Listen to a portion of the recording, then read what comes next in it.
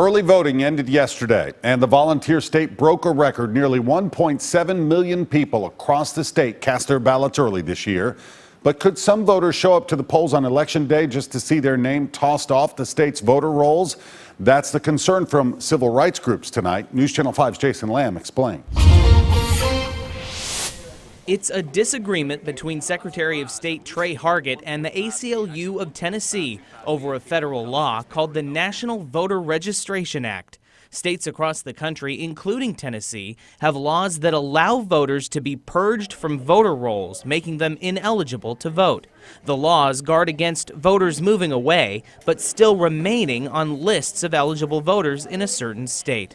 But in September, the U.S. Sixth Circuit Court of Appeals shot down an Ohio law that allowed voters to be purged from the rolls simply for not voting and not responding to a mailed notice for several years. We're just assuming, well, they didn't respond, they didn't vote, they must have moved.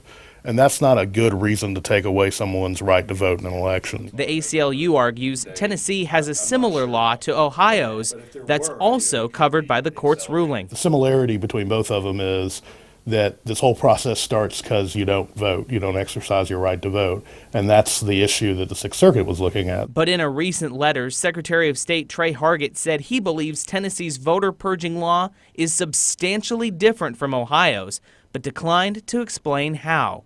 The ACLU says it's worried some voters will head to the polls on Tuesday to find they can't vote. By the time you go, it's too late to register to vote because you have to register to vote 30 days before the election. The ACLU is asking Hargett to allow voters off the rolls to cast provisional ballots.